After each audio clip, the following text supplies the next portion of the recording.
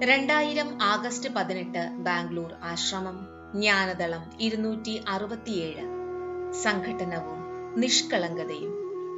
ഒരേ തരത്തിലുള്ള ആളുകൾ തമ്മിൽ മാത്രമാണ് വഴക്കുകൾ ഉണ്ടാകുക. നിങ്ങൾ ആരോടെങ്കിലും വഴക്ക് കൂടുമ്പോൾ നിങ്ങൾ അയാളെ നിങ്ങളെപ്പോലെ ആക്കുകയാണ് ചെയ്യുന്നത്. എന്നാൽ വാസ്തവത്തിൽ നിങ്ങളെപ്പോലെ ആരുമില്ല. ആളുകൾ നിങ്ങൾക്ക് മുകളിലാകുമ്പോൾ നിങ്ങൾ അവരെ ബഹുമാനിക്കും. ആളുകളെ ഒന്നുകിൽ നിങ്ങളെക്കാൾ ഉയർന്നോ നിങ്ങളെക്കാൾ താഴ്ന്നോ ആയി കരുതുമ്പോൾ വഴക്കുണ്ടാകുകയില്ല.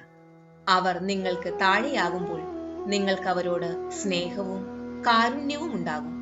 താഴ്മയോ കരുണയോ നിങ്ങളെ വളരെ പെട്ടെന്ന് വഴക്കിൽ നിന്ന് പുറത്തു കടത്തുന്നു. വഴക്കിട്ട് മടുക്കുന്ന അവസരത്തിൽ സാഹചര്യങ്ങൾ നോക്കിക്കാണാനുള്ള ഒരു വഴിയാണിത്.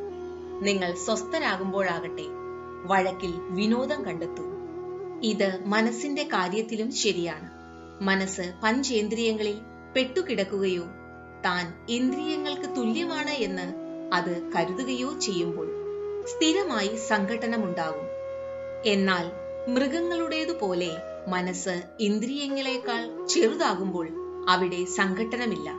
എന്നാൽ താൻ ഇന്ദ്രിയങ്ങളെക്കാൾ വലുതാണ് എന്ന് മനസ്സ് തിരിച്ചറിയുമ്പോൾ അവിടെ സംഘട്ടനമില്ല.